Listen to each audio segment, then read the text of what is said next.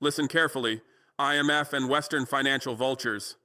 I just launched a gold-backed currency that ripped your debt trap to pieces, and from your money control rises African financial anger that will hunt you down. You thought threats would make us crawl and kiss your boots. You believed Africans would die begging for your poisoned loans while we stayed enslaved and broken. You were wrong. I backed our money with gold your dirty hands cannot touch. I broke your system and now I'm coming for you. Your sanctions are toilet paper. This is your final warning before we drag you through the dirt. Let me show you exactly how the IMF tried to destroy Burkina Faso economically, why I chose gold to fight back, how the move succeeded beyond expectations, and why this is spreading across Africa's 54 nations to end Western monetary control forever. I was in my office when the IMF representative requested an urgent meeting. This was unusual because the IMF typically scheduled meetings months in advance through proper diplomatic channels. An urgent request meant they were angry about something. I agreed to meet him that afternoon to hear what they wanted. The representative arrived with 2 advisors and thick folders of documents. He was not friendly like previous meetings. His face was stern. He got straight to the point without pleasantries. The IMF was very concerned about Burkina Faso's recent economic policies. We had nationalized gold mines. We had canceled exploitative contracts. We had stopped making debt payments. The IMF said these actions violated our agreements with them. He opened the folders and showed me the agreements Burkina Faso had signed with the IMF over the past 30 years. The agreements required us to maintain open markets, allow foreign investment, protect foreign property, and make regular debt payments. By nationalizing mines and canceling contracts, we had broken these agreements. The IMF said there would be consequences. I asked what consequences he meant. He said the IMF would downgrade Burkina Faso's credit rating to the lowest level. They would declare us in default on our debts. They would recommend that all international banks stop lending to us. They would advise foreign investors to pull out of Burkina Faso. They would coordinate with Western governments to impose economic sanctions. They would collapse our currency. The threat about collapsing our currency got my attention. I asked how they would do this. He explained that Burkina Faso used the CFA franc, which was controlled by France and backed by the IMF system. If the IMF withdrew support for the CFA franc in Burkina Faso, the currency would lose value rapidly. People would panic. Inflation would explode. Our economy would crash. We would be forced to come back begging for IMF help. He said the IMF didn't want to take these extreme actions. They preferred cooperation. If Burkina Faso reversed the nationalizations, resumed debt payments, and recommitted to our IMF agreements, everything would be fine. We had 30 days to comply. If we didn't, the IMF would begin the process of economic destruction. The threat was clear and direct. After he left, I called an emergency meeting with my economic advisors. I asked them to assess the threat. Could the IMF actually collapse our currency? What would happen if they did? How could we protect ourselves? We needed answers quickly. My advisors confirmed the threat was real. The CFA franc depended on French and IMF backing. If they withdrew support, the currency would weaken dramatically. People would lose confidence. They would try to convert their CFA francs into dollars or euros. The currency would collapse. Prices would skyrocket. People would suffer. The economic chaos would be severe. But my advisors also said we had options. We didn't have to use the CFA franc. We could create our own currency. If we backed it with something valuable like gold, people would trust it. We could break free from French and IMF control. It would be difficult and risky, but it was possible. I asked how much gold we would need. My advisors calculated that Burkina Faso's economy was worth approximately $19 billion. To back a new currency credibly, we needed gold reserves worth at least 20% of economic value. That meant $3.8 billion in gold. We had recently nationalized gold mines producing 45 tons annually. At current prices of $58,000 per kilogram, our annual production was worth $2.6 billion. We could accumulate enough gold in 18 months. But we didn't have 18 months. The IMF had given us 30 days. We needed gold immediately. I asked where we could get it. My advisors said we had 3 options. First, we could use gold reserves the previous government had accumulated. We had 23 tons worth $1.3 billion. Second, we could purchase gold from our mines before it was exported. We could buy 15 tons for $870 million. Third, we could borrow gold from friendly countries and repay them from future production. I decided to use all three options. We would combine our existing reserves, purchase current production, and borrow from allies. This would give us approximately 50 tons of gold worth $2.9 billion. It wasn't the full $3.8 billion we wanted, but it was enough to back a new currency credibly. People would trust money backed by real gold more than they trusted the CFA franc backed by French promises. I contacted several African and Asian countries to request gold loans. I explained that Burkina Faso was breaking free from French monetary control and needed temporary support. I promised to repay the gold within 3 years from our mine production. I offered interest of 2% annually paid in gold. Ghana agreed to lend us 8 tons of gold. Mali agreed to lend us 6 tons. China agreed to lend us 12 tons. Russia agreed to lend us 9 tons. Within 2 weeks, we had commitments for 35 tons of gold loans. Combined with our 23 tons of reserves and 15 tons of purchased production, we would have 73 tons of gold worth $4.2 billion. This was more than enough to back our new currency. I announced the plan publicly. Burkina Faso would leave the CFA franc and launch our own currency called the Burkinabe. The new currency would be backed by 73 tons of gold. Every Burkinabe note would be convertible to gold at a fixed rate. The currency would be completely independent of France and the IMF. We would control our own money for the first time since independence. The announcement shocked everyone. The IMF representative called immediately, demanding that I cancel the plan. He said creating our own currency would be catastrophic. He warned that people wouldn't trust it. He predicted economic collapse. He said I was destroying Burkina Faso. He begged me to reconsider. I refused. I told him the IMF had threatened to collapse our currency, so we were simply protecting ourselves. I said we preferred controlling our own gold-backed money over depending on the IMF's paper money. I said Burkina Faso would never again allow foreign institutions to control our currency. The decision was final. The IMF then made good on their threats. They downgraded our credit rating to default status. They declared Burkina Faso in violation of all agreements. They recommended that banks and investors withdraw from our country. They coordinated with France to remove Burkina Faso from the CFA franc zone. They tried to create the economic crisis they had threatened. But their actions had no effect because we had prepared. We had our gold. We had our new currency ready. We had agreements with other countries to continue trade. We had planned for every IMF move. When they tried to collapse the CFA franc in Burkina Faso, we simply switched to the Burkinabe. The transition was smooth. We gave people 60 days to exchange their CFA francs for Burkinabes at a fair rate. We set up exchange centers in every city and village. We explained how the new currency worked and why it was better than the CFA franc. We showed people the gold backing it. We built confidence through transparency and education. The response was overwhelmingly positive. People were excited to have their own currency. They were proud that Burkina Faso was independent from France. They trusted the gold backing more than they had trusted French promises.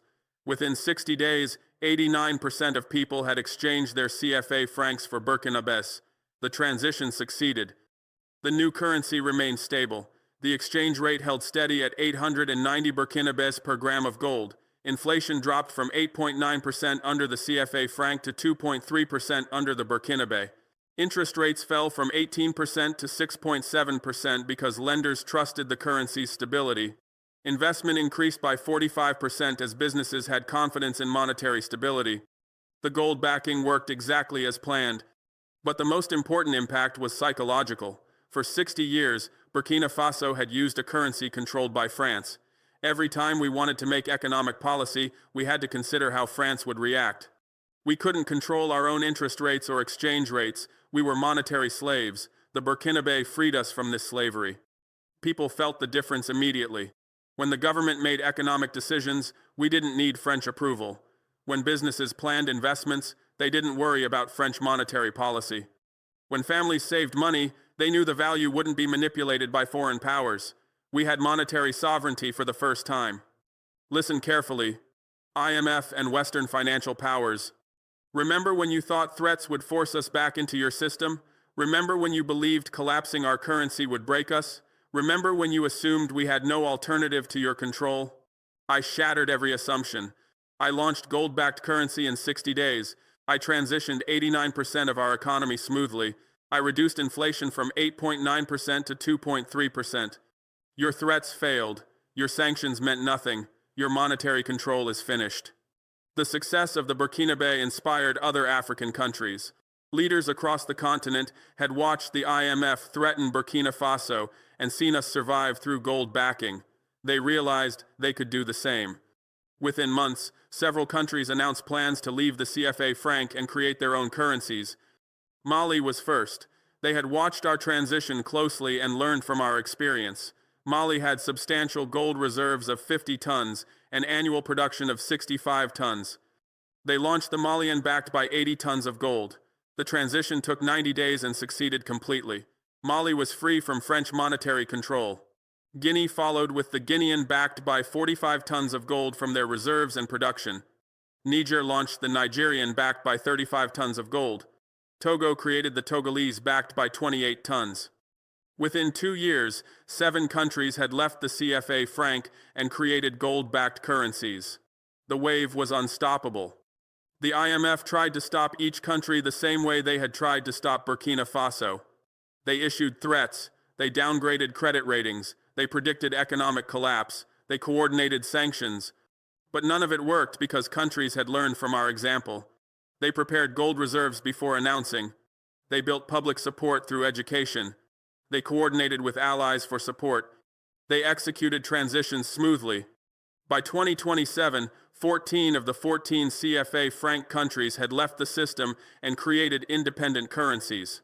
The CFA franc, which had controlled West and Central African monetary policy since 1945, was finished. France had lost its monetary empire in Africa. The IMF had lost its control over African currencies. We had achieved continental monetary independence. The economic benefits were substantial. The 14 countries that left the CFA franc saw average inflation decrease from 7.8% to 3.2%. Interest rates fell from average 16% to 8%. Investment increased by average 38%. GDP growth accelerated from 3.1% to 5.9%. Monetary independence generated prosperity. But we also recognized that gold-backed currencies required maintaining adequate reserves.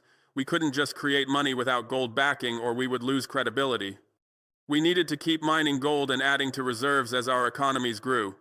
This required protecting and expanding our gold mining industries.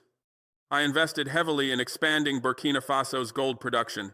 We built 3 new mines with capacity to produce 70 tons annually, up from 45 tons. We invested $340 million in modern equipment and technology. We trained 4,500 miners in advanced techniques. We increased production to ensure our currency remained strongly backed. Other countries made similar investments. Continental gold production increased from 890 tons annually in 2024 to 1,450 tons in 2027. African countries kept 78% of production for currency reserves instead of exporting it all. We were building the gold reserves needed to back our currencies permanently. We also created the African Gold Reserve Bank to coordinate monetary policy across countries with gold-backed currencies. The bank was headquartered in Ouagadougou with 14 member countries. It set standards for gold backing ratios.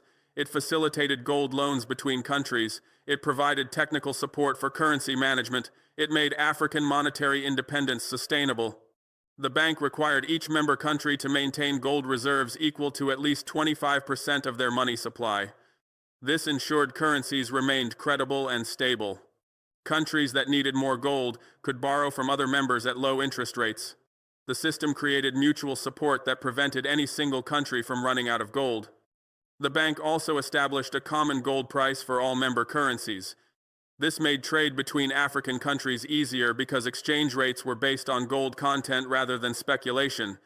A Burkina Faso was worth exactly the same amount of gold as a Malian or Guinean. Trade flourished because currency risk disappeared. By 2028, trade between the 14 gold-backed currency countries increased by 340%. Businesses didn't worry about exchange rate fluctuations. They knew exactly what they would pay or receive. The stability encouraged investment and trade. African economic integration accelerated dramatically. But the IMF didn't give up easily. They launched a propaganda campaign claiming gold-backed currencies were primitive and unstable. They said modern economies needed flexible currencies that central banks could manage. They warned that gold backing would limit economic growth. They predicted that African countries would abandon gold backing after experiencing problems. The propaganda failed because African people could compare results. Under IMF-controlled CFA franc, they had experienced high inflation, expensive credit, and slow growth. Under gold-backed currencies, they had low inflation, affordable credit, and rapid growth. The evidence was clear. Gold backing worked better than IMF paper money. The IMF also tried to create gold shortages to undermine African currencies. They convinced Western central banks to sell gold, flooding markets and driving prices down. They hoped lower gold prices would reduce the value of African currency reserves and create instability. They wanted to prove that gold backing was vulnerable. But their strategy backfired. When gold prices fell from $58,000 per kilogram to $51,000 per kilogram, African countries simply bought more gold at the cheaper price. We increased our reserves from 1,130 tons to 1,680 tons. When prices recovered to $62,000 per kilogram, our reserves were worth $104 billion instead of $66 billion. The IMF's manipulation made us richer. We also learned to protect ourselves from gold price manipulation. We stopped trading gold in dollars on Western exchanges. Instead, we traded gold directly between African countries and friendly nations like China and Russia. We set our own prices based on real supply and demand, not on Western speculation. We took control of gold markets. The African Gold Exchange was established in Accra, Ghana in 2027. African countries traded gold among themselves at prices determined by African supply and demand. The exchange handled 450 tons of gold annually worth $28 billion. It freed African gold from Western market manipulation. But the most significant impact of gold-backed currencies was breaking the debt trap. Under the CFA franc system, African countries had to borrow from the IMF and Western banks to get currency. The loans came with conditions and interest. We paid more in debt service than we received in loans. It was a trap designed to keep us poor and dependent. With gold-backed currencies, we didn't need to borrow for currency. We mined gold and created money backed by it. We controlled our money supply based on our gold reserves. We didn't owe anything to foreign creditors. We escaped the debt trap completely. I calculated the financial impact. Burkina Faso had been paying $127 million annually in debt service to the IMF and Western banks. After launching the Burkinabe, we stopped all payments. Over 10 years, that was $1.27 billion we kept instead of sending to creditors. We invested that money in infrastructure, education, and healthcare instead of enriching foreign banks. Across the 14 countries that left the CFA franc, total annual debt service had been $4.5 billion. By 2028, all 14 countries had stopped paying. Over 10 years, that would be $45 billion kept in Africa instead of extracted by creditors. The savings were enormous and transformative. The IMF threatened legal action to force debt repayment. They claimed African countries were violating international law by defaulting. They said we would be sued in international courts. They warned that we would never be able to borrow again. They tried to scare us back into the debt system. We weren't scared. I announced that Burkina Faso would never pay another dollar to the IMF. I said the debts were illegitimate because they had been imposed through conditions that harmed our economy. I said the IMF had already extracted more than we borrowed through decades of interest payments. I said we owed them nothing and would pay nothing. Other countries made similar announcements. The 14 gold-backed currency countries formed a united front refusing all debt payments to the IMF and Western banks. We coordinated our legal defense. We supported each other against pressure. The unity made us strong enough to resist. The IMF took several countries to international arbitration courts demanding payment. But the courts ruled that debts imposed under duress with harmful conditions were not enforceable. They found that the IMF had violated its own rules by imposing conditions that caused economic damage. They dismissed the IMF's claims and validated our refusal to pay. The legal victory was historic. It established that African countries could refuse illegitimate debts without consequences. It freed us from decades of debt slavery. It proved that the IMF's legal threats were empty. Other African countries that still had debts began refusing payment as well. By 2028, 34 of Africa's 54 nations had stopped making debt payments to the IMF and Western banks. Total annual debt service that had been $45 billion dropped to $12 billion as only 20 countries still paid. The debt strike saved Africa $33 billion annually that could be invested in development instead of enriching creditors. The IMF's revenue collapsed. They had depended on debt payments from Africa for 40% of their income. With African countries refusing to pay, the IMF's budget fell from $3.2 billion to $1.9 billion. They had to cut staff and programs. They lost influence globally. The institution was dying. Western governments tried to rescue the IMF by increasing their contributions, but their taxpayers were angry about bailing out an institution that had failed. The IMF's reputation was destroyed. People saw it as a debt collection agency for banks, not a development institution. Political support evaporated. By 2029, the IMF was discussing fundamental reforms to survive. They proposed canceling African debts. They suggested removing conditions from loans. They offered to support gold-backed currencies instead of opposing them. They were desperate to remain relevant as their power crumbled. But African countries weren't interested in reforming the IMF. We had built our own institutions that served our interests. We had the African Gold Reserve Bank coordinating monetary policy. We had the African Development Fund providing loans without conditions. We had the African Sovereignty Fund supporting countries facing pressure. We didn't need the IMF anymore. I studied the history of the IMF to understand what we had defeated. The institution was created in 1944 by Western powers to manage the global monetary system. They designed it to serve Western interests while claiming to help all countries. They gave themselves voting control while pretending it was democratic. It was a tool of Western financial domination from the beginning. The IMF had imposed structural adjustment programs on African countries starting in the 1982. These programs required cutting government spending, privatizing state enterprises, eliminating subsidies, and opening markets. The IMF claimed these policies would generate growth and development. They were lying. The structural adjustment programs had devastated African economies. Government spending cuts eliminated healthcare and education services. Privatization transferred assets to foreign corporations at cheap prices. Eliminated subsidies bankrupted farmers. Open markets destroyed local industries. The policies caused poverty and suffering while enriching foreign interests. I calculated the damage. Between 1980 and 2024, African countries had paid $890 billion in debt service to the IMF and Western banks. During the same period, African economies had grown by only 2.1% annually, barely keeping pace with population growth. If we had kept that $890 billion and invested it in our own development, growth would have been 6.3% annually. The IMF had stolen our development.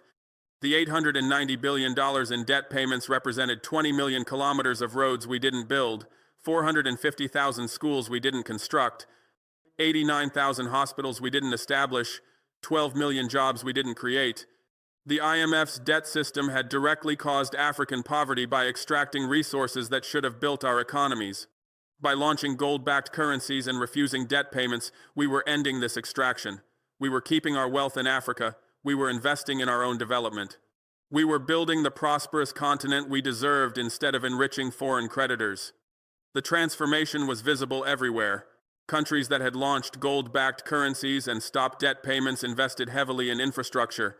Burkina Faso built 1,200 kilometers of roads in 3 years compared to 89 kilometers in the previous 10 years. Mali built 340 schools compared to 45 inches the previous decade. Guinea built 23 hospitals compared to 3 previously. Development accelerated dramatically. The employment impact was substantial. Infrastructure projects employed millions of young Africans. The construction of roads, schools, and hospitals created 4.5 million jobs across the 14 gold-backed currency countries. Youth unemployment dropped from 43% to 31% as young people found work building their countries. The psychological impact was equally important. People saw their governments investing in them instead of paying foreign creditors. They saw roads being built in their communities. They saw schools opening for their children. They saw hospitals providing health care. They felt that government actually served them for the first time. This built trust between governments and citizens. People supported leaders who had stood up to the IMF and kept money in Africa. They participated enthusiastically in development projects. They paid taxes because they saw the money being used for their benefit. The social contract was restored. But we also recognized that monetary independence required economic independence. We couldn't rely on importing everything from foreign countries and paying with our gold-backed currencies. We needed to build industries that produced goods we could trade. We needed economic diversification and self-sufficiency. I launched an industrialization program funded by the money we saved from debt payments. We built textile factories processing our cotton into fabric and clothing. We built food processing plants turning our agricultural products into packaged goods. We built pharmaceutical factories producing medicines from local herbs and imported ingredients. We built manufacturing capacity. The factories created 34,000 jobs in Burkina Faso alone. They generated $890 million in annual output. They reduced our import needs by 40% as we produced goods locally instead of importing them. They strengthened our economy and made our currency more stable because it was backed by productive capacity, not just gold. Other countries followed similar strategies. Mali built cement factories and steel mills. Guinea built aluminum smelters and bauxite refineries. Niger built uranium enrichment facilities. Togo built port facilities and logistics centers. Each country developed industries suited to their resources and location.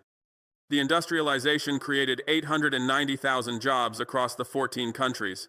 It generated $67 billion in annual industrial output. It reduced collective import dependence from 67% to 43%. It built real economic strength that supported monetary independence. By 2029, the 14 gold-backed currency countries had achieved remarkable transformation. Their average GDP growth was 6.8% annually compared to 3.1% under the CFA franc. Their average inflation was 3.2% compared to 7.8% previously. Their average unemployment was 28% compared to 41% before. Their average debt payments were zero compared to $4.5 billion annually. Every metric showed improvement. The success attracted attention from other African countries still using foreign-controlled currencies.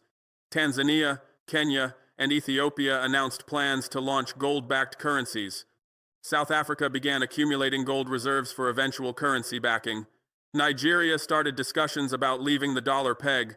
The model was spreading beyond former CFA franc countries. By 2030, projections showed that 28 of Africa's 54 nations would have gold-backed currencies.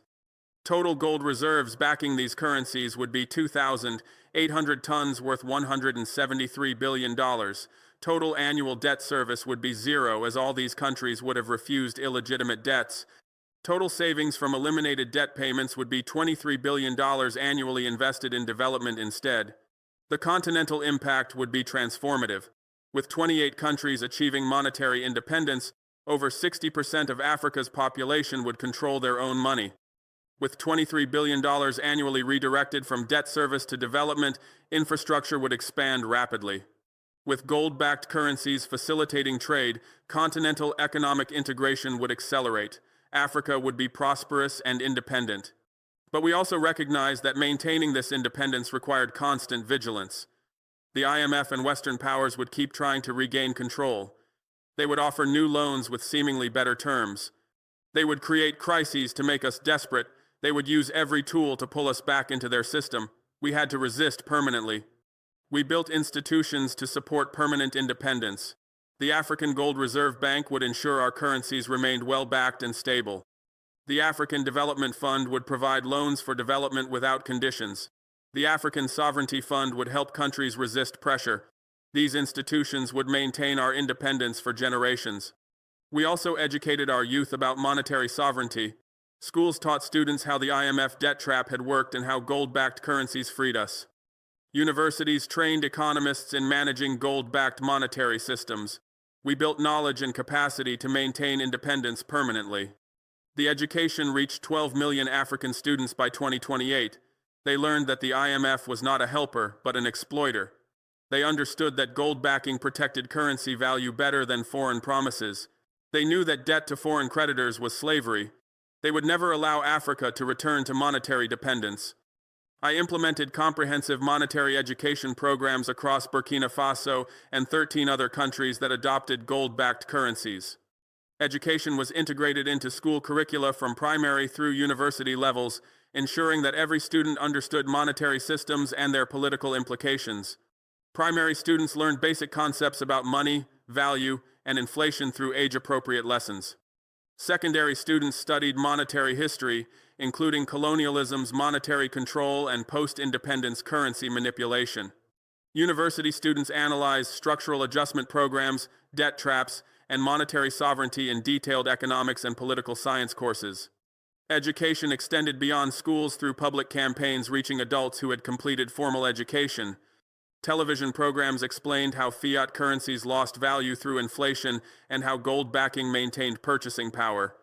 Radio broadcasts in local languages discussed debt slavery and how refusing illegitimate debts freed resources for development.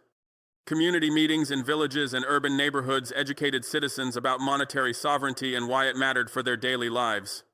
Comprehensive approach ensured that entire populations understood monetary issues, not just educated elites. I personally developed curriculum for secondary schools explaining IMF structural adjustment programs and their impacts. Curriculum included historical analysis showing how IMF conditions prevented industrialization through requiring trade liberalization that exposed infant industries to foreign competition. It documented how IMF policies caused unemployment through requiring government spending cuts that eliminated public sector jobs.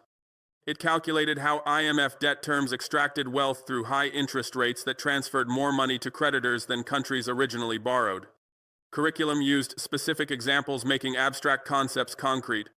It showed how Ghana's structural adjustment in 1983 required eliminating tariffs protecting textile industry, resulting in 67,000 job losses when imported textiles destroyed domestic production. It documented how Zambia's structural adjustment in 1991 required privatizing copper mines, resulting in decreased government revenues and increased foreign control. It calculated how Kenya's structural adjustment in 1993 required cutting education spending, resulting in 340,000 children dropping out of school. Examples proved that IMF programs caused poverty rather than promoting development. Students learned that IMF was not helper but exploiter through understanding that loan conditions prevented the very development that loans supposedly financed. They understood that gold backing protected currency value better than foreign promises through comparing inflation rates in gold-backed versus fiat currencies. They knew that debt to foreign creditors was slavery through calculating that debt service payments exceeded new lending, making countries net creditors despite remaining indebted. Education created generation that would never allow Africa to return to monetary dependence because they understood dependence's costs and sovereignty's benefits. By 2028, 12 million African students had received monetary education through school programs in 14 countries. These students would be voters, workers, and leaders for next 50 years. They would oppose any return to IMF control because they understood how IMF programs had impoverished their parents' generation. They would support monetary sovereignty because they learned how gold backing maintained prosperity. They would refuse illegitimate debts because they calculated that debt slavery transferred wealth from Africa to creditors. Educated generation guaranteed that monetary independence would be permanent because populations wouldn't accept recolonization once they understood exploitation's mechanisms. I am the architect of breaking the IMF's monetary control over Africa. I launched the gold-backed Burkina Faso in 60 days after the IMF threatened to collapse our currency. I backed it with 73 tons of gold worth $4.2 billion annually in debt service. Launching gold-backed currency in 60 days required extraordinary effort and careful planning despite compressed timeline.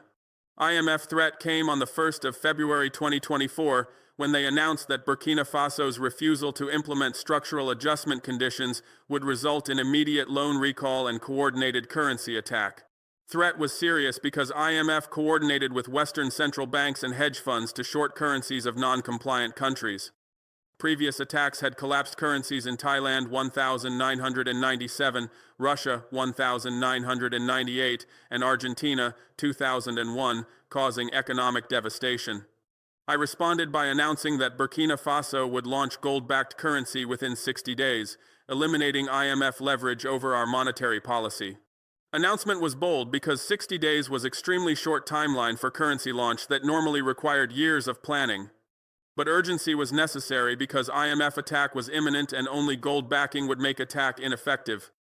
I immediately assembled a team of monetary experts, central bank officials, and technical specialists. Team worked 16-hour days designing currency, accumulating gold reserves, preparing transition logistics, and educating public. Design phase took 15 days, producing specifications for Burkinabe gold-backed currency with fixed exchange rate of 1 Burkinabe equals 0.1 grams of gold. I backed it with 73 tons of gold worth $4.2 billion accumulated through multiple sources. Burkina Faso Central Bank held 23 tons of gold reserves from previous accumulation. I diverted 18 tons from current gold production that would have been exported. I purchased 12 tons using foreign exchange reserves. I confiscated 20 tons from smuggling networks we had destroyed. Total, 73 tons providing solid backing for new currency. Gold backing at 0.1 grams per Burkinabe meant 73 tons, 73 million grams, backed 730 million Burkinabe. With GDP of $32 billion and velocity of money of approximately 1.8, we needed $17.8 billion worth of currency in circulation. At exchange rate of $6.34 per Burkinabe, based on gold price of $63.40 per gram, 730 million Burkinabe was worth $4.63 billion. This was sufficient for initial circulation, with additional currency to be issued as gold reserves increased through continued mining production. I transitioned 89% of our economy smoothly through careful sequencing and public education. Government transactions transitioned first, with all taxes, salaries, and contracts denominated in Burkinabe starting the 1st of April 2024. This created immediate demand for new currency. Banks transitioned second, converting accounts from CFA francs to Burkinabe at official exchange rate. Large businesses transitioned third, repricing goods and services. Small businesses and informal sector transitioned last, with 60-day grace period where both currencies were accepted. Public education was intensive. Television and radio explained new currency constantly. Banks held community meetings teaching conversion. Government distributed pamphlets showing exchange rates and answering questions. Education ensured that citizens understood transition and could convert prices mentally. Within 60 days, 89% of economy operated in Burkinabe. Remaining 11% was informal transactions and border trade that gradually transitioned over following months. I reduced inflation from 8.9% to 2.3% through gold backing that prevented monetary expansion. Under CFA franc, inflation reflected French monetary policy and currency manipulation. France could print francs without restraint, causing inflation that destroyed purchasing power. Under gold backing, inflation reflected only real supply and demand changes because government couldn't print Burkinabe without acquiring gold. Constraint forced fiscal discipline and maintained currency value. I reduced interest rates from 18% to 6.7% through currency stability that decreased risk premiums. Under CFA franc, high interest rates reflected currency risk and inflation expectations. Lenders charged 18% because they expected currency to lose value and wanted compensation for inflation risk. Under gold backing, interest rates fell to 6.7% because currency stability eliminated inflation risk. Lower rates enabled businesses to borrow for expansion and families to borrow for homes, stimulating economic activity. I stopped paying $127 million annually in debt service through declaring that debts contracted under IMF pressure were illegitimate and refusing payment. Burkina Faso owed $2.3 billion to IMF, World Bank, and Western governments. Annual debt service was $127 million in principal and interest payments. I calculated that these debts were odious because they were contracted by previous governments under IMF coercion and didn't benefit Burkinabe people. I announced that we would not service odious debts and would use $127 million annually for development instead. IMF threatened sanctions and credit rating downgrades. I responded that sanctions were irrelevant because we had BRICS partnerships replacing Western relationships. Credit ratings were meaningless because we wouldn't borrow from Western institutions anymore. Threats had no leverage because we had alternatives. We stopped payments and invested savings in development. I inspired 13 other countries to leave the CFA franc and launch gold-backed currencies by 2027 through demonstrating that monetary independence was achievable and beneficial. Mali launched gold-backed Malian franc in August 2024. Niger launched gold-backed Nigerian franc in November 2024. Chad, Senegal, Ivory Coast, Benin, Togo, Guinea, Cameroon, Gabon, Central African Republic, Republic of Congo, and Equatorial Guinea launched gold-backed currencies between 2025 and 2027. Each country followed similar process: accumulate gold reserves, design currency with gold backing, transition economy systematically, achieve monetary sovereignty. 13 countries represented complete abandonment of CFA franc by former French colonies in West and Central Africa. CFA franc had been ultimate symbol of French monetary control, with currencies issued by French treasury, backed by French guarantees, and managed according to French interests. Leaving CFA franc was declaring monetary independence from France.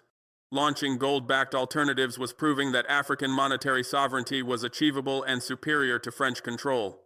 I helped create the African Gold Reserve Bank, coordinating monetary policy for 14 countries with 1,680 tons of gold reserves worth $104 billion.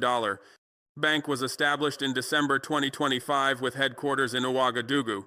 Bank's purpose was coordinating gold-backed currencies to enable trade and prevent competitive devaluations.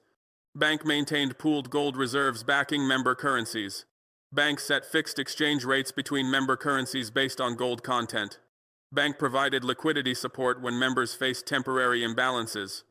Bank transformed 14 independent currencies into coordinated monetary system functioning like gold standard. Fixed exchange rates eliminated currency risk in trade between member countries. Pooled reserves provided collective strength that individual countries lacked. Coordinated policy prevented competitive devaluations that could destabilize system. Bank created monetary union without single currency, maintaining national sovereignty while achieving integration benefits. I led the debt strike that saved Africa $33 billion annually by 2028, as 34 countries refused illegitimate payments to IMF, World Bank, and Western creditors. Debt strike began with Burkina Faso refusing $127 million in annual payments in 2024. Mali, Niger, and Chad joined in 2024, collectively refusing $890 million annually. By 2028, 34 countries participated, collectively refusing $33 billion in annual debt service. Debt strike was coordinated through African Debt Justice Coalition that I helped establish. Coalition audited debts to identify illegitimate amounts contracted under coercion, used for projects not benefiting citizens, or already repaid through interest exceeding principal. Coalition calculated that 67% of African debt was illegitimate by these criteria. Coalition coordinated refusal of illegitimate debt service while offering to negotiate restructuring of legitimate debts at fair interest rates. IMF and Western creditors threatened sanctions, credit rating downgrades, and legal action. But threats were ineffective because 34 countries acting collectively were too large to isolate. Western economies needed African resources and markets. Sanctioning 34 countries would harm Western interests more than African economies. Threats failed because collective action created leverage that individual countries lacked. I invested debt savings in building 1,200 kilometers of roads, 2,300 classrooms, and 34,000 factory jobs in Burkina Faso. Roads connected isolated communities to markets and services, reducing transportation costs and enabling economic activity. Classrooms accommodated 115,000 additional students, increasing enrollment and improving education quality. Factory jobs in textile mills, food processing, and manufacturing provided employment at average wages of $9,800 annually, lifting 34,000 families out of poverty. Investment proved that debt savings generated more development than debt service. Under debt service, $127 million annually left Burkina Faso, enriching foreign creditors. Under debt refusal, same $127 million built infrastructure, schools, and industries, benefiting Burkinabe citizens. Over 10 years, $1.27 billion invested domestically generated development that borrowing $1.27 billion from IMF could never achieve, because IMF loans came with conditions preventing the very development they supposedly financed. I helped create 890,000 industrial jobs across 14 countries, generating $67 billion in annual output through coordinating industrial policies and sharing successful strategies. Countries protected infant industries through tariffs that IMF had prohibited. Countries invested in manufacturing through subsidies that World Bank had condemned. Countries required local content and procurement through policies that trade agreements had banned. Each policy violated IMF, World Bank prescriptions but generated employment and output, proving that violations were economically beneficial. Industrial jobs transformed economies from agriculture and raw material exports to manufacturing and value-added production. Jobs paid $8,900 to $12,000 annually, compared to agricultural incomes of $1,200 to $2,300 annually, lifting families from poverty to middle class. Jobs developed technical skills that increased productivity and enabled further industrialization. Jobs generated tax revenues funding government services and infrastructure. Jobs proved that industrialization was achievable when countries pursued policies serving their development rather than following IMF prescriptions preventing it. I achieved 6.8% average GDP growth and 28% unemployment, compared to 3.1% growth and 41% unemployment under IMF control. Growth rate was 2.2 times faster than under IMF programs, proving that monetary independence and debt refusal enabled superior economic performance. Unemployment was 13 percentage points lower, proving that industrial policies created jobs that IMF programs destroyed. Results validated that breaking IMF control was economically beneficial, not catastrophic as IMF had warned. Your legacy is 44 years of structural adjustment programs that extracted $890 billion from Africa while imposing conditions that caused poverty, destroyed industries, and prevented development. IMF and Western financial powers. My legacy is gold-backed currencies that achieved monetary independence, debt strikes that stopped extraction, and industrial development that built prosperity for 14 countries representing 340 million Africans. Structural adjustment programs extracted $890 billion from Africa through loan conditions requiring privatization, trade liberalization, and government spending cuts. Privatization transferred state enterprises to foreign corporations at below-market prices. Trade liberalization destroyed domestic industries unable to compete with subsidized imports. Spending cuts eliminated public services and public sector employment.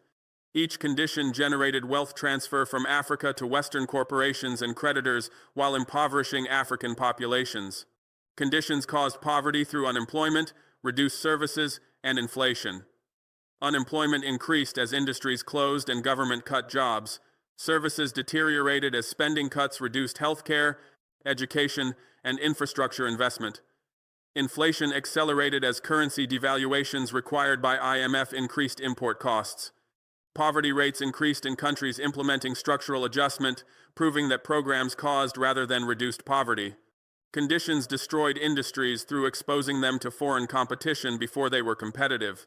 African textile industries couldn't compete with subsidized European and American textiles. African food processing couldn't compete with subsidized Western agricultural products. African manufacturing couldn't compete with Asian mass production.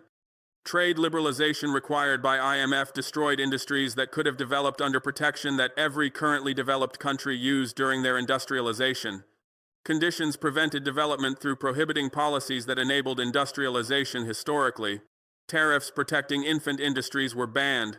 Subsidies supporting emerging sectors were prohibited. Government investment in strategic industries was condemned. Capital controls preventing destabilizing flows were eliminated. Every policy tool that enabled development was prohibited by IMF conditions, ensuring that African countries remained poor and dependent.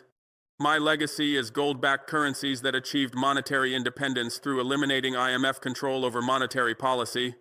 14 countries issued currencies backed by gold that they controlled, not by foreign reserves or IMF approval.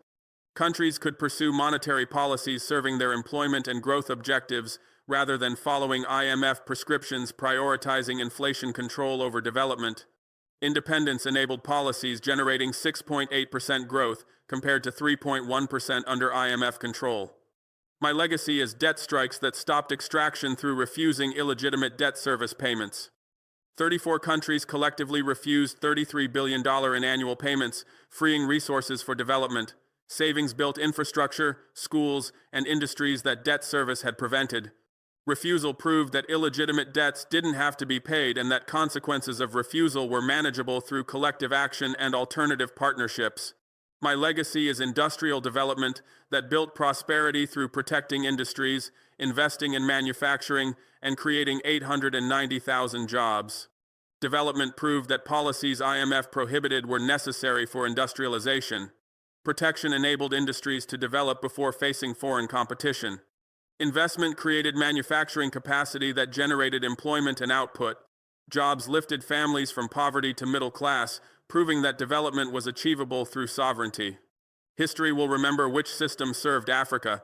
The answer is written in 2.3% inflation versus 8.9%, in 6.8% growth versus 3.1%, in zero debt payments versus $33 billion annually extracted, in 890,000 new industrial jobs versus continued poverty. You threatened to collapse our currency. I launched gold-backed money that made your threats meaningless. You imposed debt slavery. We refused payment and invested in ourselves. The lesson is eternal. The proof is mathematical. The outcome is spreading. Inflation comparison proved gold backing's superiority. 2.3% inflation under gold backing preserved 97.7% of purchasing power annually. 8.9% inflation under IMF control lost 8.9% of purchasing power annually. Over 20 years, gold backing preserved 64.4% of purchasing power, while IMF control preserved only 17.2%. Gold backing maintained 3.7 times more purchasing power, proving that it protected citizens' wealth while IMF policies destroyed it through inflation. Growth comparison proved monetary independence's superiority. 6.8% growth under independence, doubled economy every 10.6 years. 3.1% growth under IMF control required 23.1 years to double. After 20 years, independent economy would be 3.7 times larger than starting size, while IMF-controlled economy would be only 1.9 times larger. Independence generated 95% more economic output over 20 years, proving that sovereignty enabled development that IMF control prevented. Zero debt payments versus $33 billion extracted proved debt refusals benefits. 34 countries refusing $33 billion annually freed resources for development. Over 20 years, $660 billion would be invested in infrastructure, education, and industry instead of transferred to creditors. Investment would generate additional economic activity, multiplying benefits beyond direct savings. Debt refusal proved that illegitimate debts should not be paid and that savings from refusal exceeded costs of retaliation. 890,000 new industrial jobs versus continued poverty proved industrialization's transformative impact. Jobs provided incomes, lifting families from poverty. Jobs developed skills, increasing productivity. Jobs generated tax revenues, funding services. Jobs proved that industrial policies IMF prohibited were necessary for development. Employment comparison validated that breaking IMF control enabled prosperity while maintaining control ensured poverty. The IMF thought threats would force us back into your system. You believed collapsing our currency would break our will. You assumed we had no alternative to your control. You expected us to panic and beg for your loans. You were catastrophically wrong. IMF assumptions reflected arrogance and historical pattern where threats had forced compliance. Previous countries facing IMF pressure had capitulated because they lacked alternatives and feared economic collapse.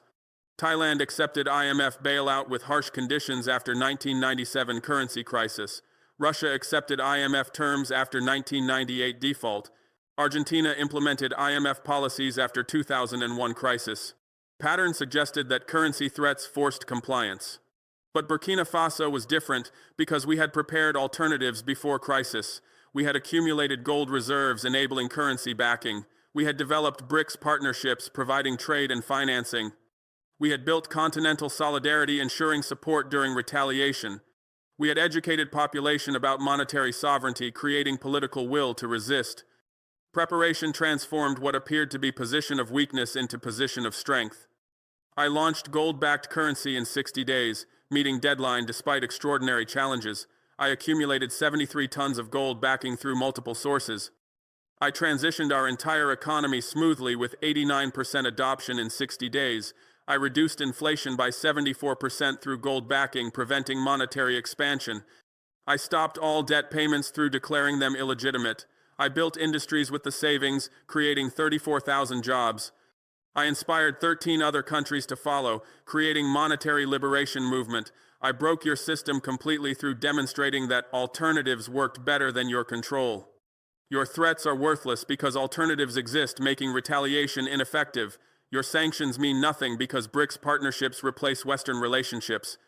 Your credit ratings are ignored because we don't borrow from institutions you control. Your debt collection is refused because we won't pay illegitimate debts. Your monetary control is finished because gold backing eliminates your leverage. We have gold backing instead of your paper promises, maintaining 2.3% inflation versus your 8.9%. We have zero debt instead of your slavery, investing $127 million in development instead of transferring it to creditors. We have 6.8% growth instead of your stagnation, doubling economy in 10.6 years instead of 23.1 years. We have industrial jobs instead of your poverty, creating 890,000 positions paying middle-class wages. We have independence instead of your domination, controlling our monetary policy and development strategy. The transformation is spreading as more African countries recognize that gold-backed currencies provide stability, debt refusal saves billions for development, and monetary independence enables prosperity. Your era is finished, our time is beginning, the change is unstoppable. The future belongs to an Africa that controls its own money, refuses illegitimate debts, builds its own industries, and maintains complete monetary sovereignty. I proved it works by launching the Burkina Faso and achieving 6.8% growth. Others are proving it across 14 countries. We are freeing Africa permanently. Gold guarantees everything. Transformation is spreading through demonstration effect, where success in 14 countries proves model works and inspires adoption elsewhere. Each country launching gold-backed currency validates approach. Each country refusing debt service demonstrates that retaliation is manageable. Each country industrializing proves that IMF prohibited policies work. Success creates momentum as more countries observe benefits and adopt strategies. By 2028, 14 countries had adopted gold-backed currencies. By 2030, projections showed 28 countries would have gold backing. By 2035, 47 countries would operate gold-backed systems. By 2040, all 54 African nations would achieve monetary sovereignty through gold backing. Trajectory was clear, and momentum was building. IMF control that had dominated Africa for 44 years was ending through continental monetary liberation. Your era is finished because IMF control is ending as countries achieve monetary sovereignty. Era when IMF dictated African monetary policies is being replaced by era when we control our own currencies. Era when structural adjustment programs impoverished Africa is being replaced by era when sovereignty enables development. Era when debt slavery extracted wealth is being replaced by era when debt refusal frees resources for investment. Our time is beginning because African capability is rising through gold backing, industrial development, and monetary cooperation. Time when we depended on IMF is ending as we build independent systems. Time when we accepted exploitation is ending as we achieve sovereignty. Time when we followed Western prescriptions is ending as we prove our policies work better. Beginning is irreversible because success creates constituencies defending sovereignty and momentum, preventing reversal. The change is unstoppable because economic logic drives adoption regardless of political opposition. Gold backing maintains value better than fiat currency. Debt refusal frees resources for development. Industrial policies create jobs and output. Results prove that sovereignty generates prosperity, while dependence ensures poverty. Logic overwhelms opposition because benefits are measurable and undeniable. Gold backing maintains value better than fiat currency through constraining money supply to available gold reserves. Fiat currency loses value when governments print money without restraint, increasing supply faster than economic output grows. Gold backing prevents this inflation because governments cannot print gold and must acquire it through mining or trade. Constraint forces fiscal discipline and maintains currency value. Historical evidence from Gold Standard era, 1870 to 1914, showed average inflation of 0.1% annually compared to 4.7% average during fiat currency era, 1971 to 2025. Modern gold-backed currencies in 14 African countries averaged 2.1% inflation compared to 7.8% in fiat currency African countries. Evidence consistently proved gold backing's superiority for value preservation. I analyzed inflation mechanisms explaining why gold backing prevented value loss that plagued fiat currencies. Fiat currency inflation occurred when central banks created money faster than economies produced goods and services. If economy grew 3% while money supply grew 8%, prices increased approximately 5% because more money chased relatively fewer goods. Governments printed money to finance deficits, stimulate economies, or bail out banks. Printing was politically attractive because it provided immediate resources without visible taxation. But printing caused inflation that destroyed purchasing power, harming savers and workers while benefiting debtors and governments. Gold backing prevented inflation through physical constraint that political will couldn't override. Government wanting to increase money supply had to acquire additional gold through mining or trade. Mining increased gold supply slowly, at approximately 2% annually. Trade required exporting goods to earn gold, meaning money supply increased only when economy produced. Physical constraint forced governments to balance budgets or borrow legitimately from savers rather than printing money.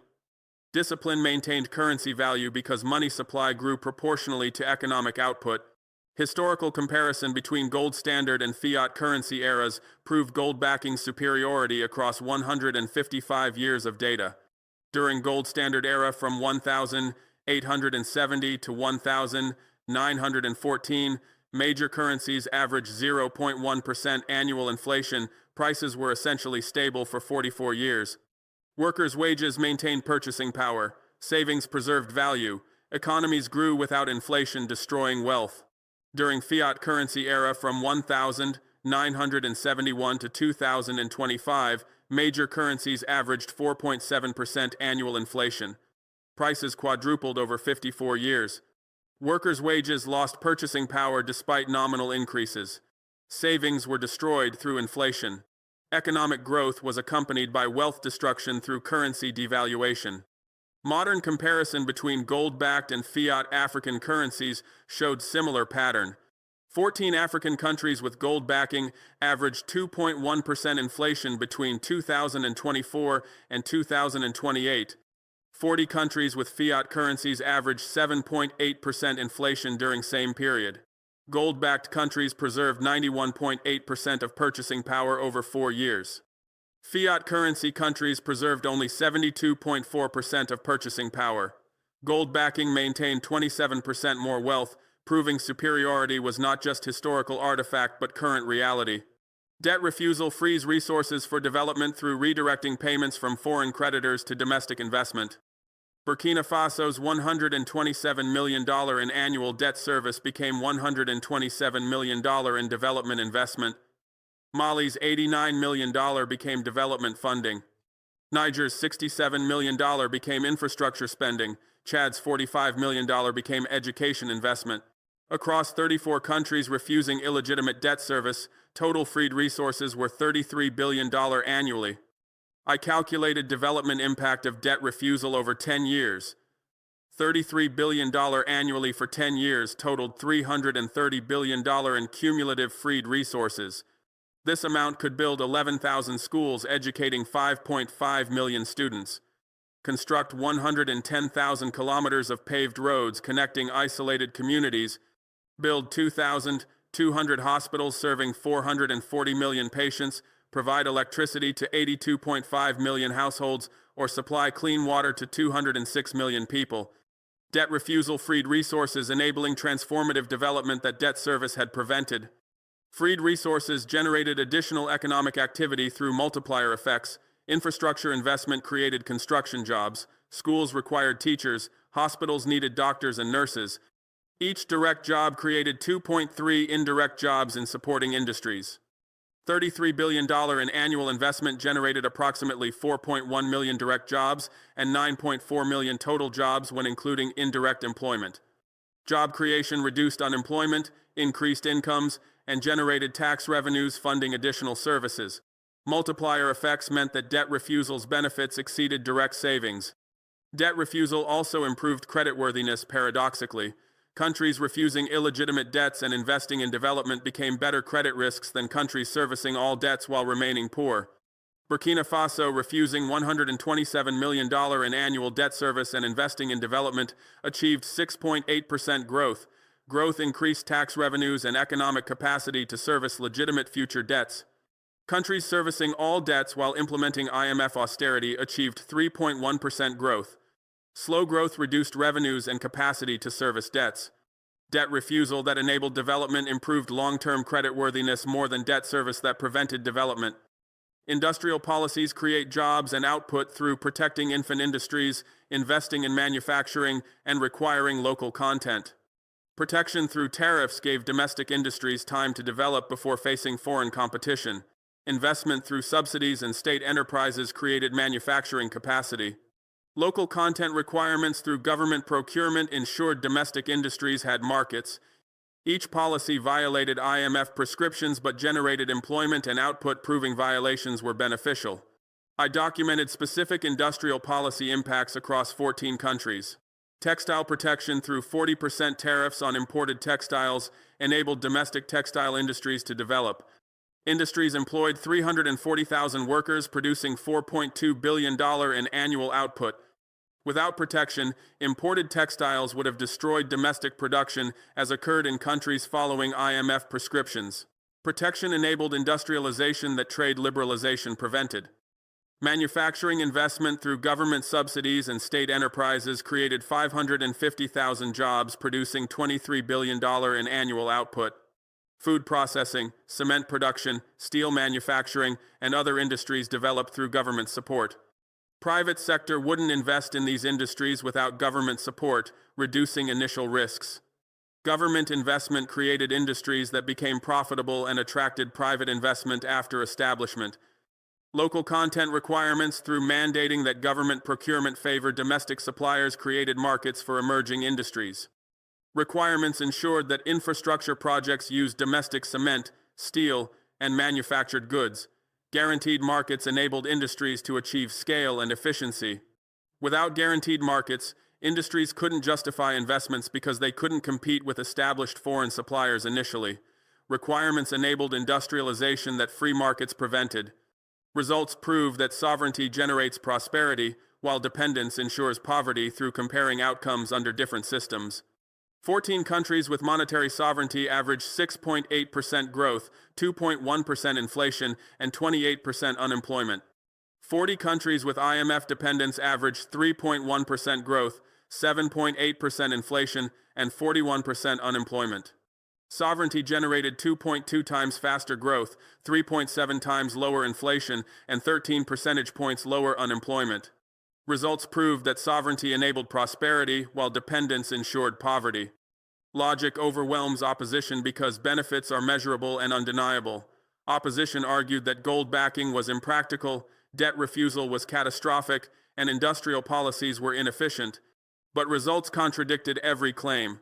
Gold backing worked, maintaining value better than fiat currency. Debt refusal succeeded, freeing resources for development without catastrophic consequences. Industrial policies generated jobs and output, proving efficiency through results rather than theory. Measurable benefits overwhelmed theoretical opposition because evidence defeated rhetoric. The future belongs to an Africa that controls its own money through gold backing, refuses illegitimate debts through collective action, builds its own industries through protection and investment, and maintains complete monetary sovereignty through continental cooperation. Future is inevitable because it's economically beneficial, politically necessary, and operationally achievable. I proved it works. Others are proving it. We are building it permanently. Gold guarantees everything through maintaining value, enabling sovereignty, and creating prosperity that paper promises never delivered. Controlling own money through gold backing enables monetary policy serving African interests rather than foreign creditors or IMF prescriptions. Countries can pursue employment-focused policies rather than inflation-focused policies that IMF demanded. Countries can maintain stable currencies that preserve purchasing power rather than accepting devaluations that IMF required. Countries can finance development through capturing seigniorage rather than transferring it to foreign currency issuers. Control enables policies generating prosperity. Refusing illegitimate debts through collective action frees resources for development while managing retaliation through unity. Individual countries refusing debt faced isolation and sanctions. 34 countries refusing collectively were too large to isolate without harming creditors' interests. Collective action transformed debt refusal from suicidal individual action to viable collective strategy. Unity enabled liberation that isolation prevented. Building own industries through protection and investment creates employment, output, and technical capability. Protection gives industries time to develop competitiveness. Investment creates capacity that private sector won't initially provide. Local content creates markets enabling scale. Policies enable industrialization that free trade prevents. Industries create prosperity that raw material exports never generated. Maintaining complete monetary sovereignty through continental cooperation combines independence with coordination benefits. Each country controls its own currency and monetary policy. Fixed exchange rates eliminate currency risk in regional trade. Pooled gold reserves provide collective strength. Coordinated policies prevent competitive devaluations. Cooperation enables integration without surrendering sovereignty, achieving benefits that neither pure independence nor single currency could deliver. Future is inevitable because it's economically beneficial through generating measurable prosperity. 6.8% growth versus 3.1% proves sovereignty works. 2.1% inflation versus 7.8% proves gold backing maintains value. 890,000 jobs proves industrial policies create employment. Benefits are not theoretical but demonstrated through 4 years of results across 14 countries. Economic benefits guarantee adoption because countries pursue policies that work.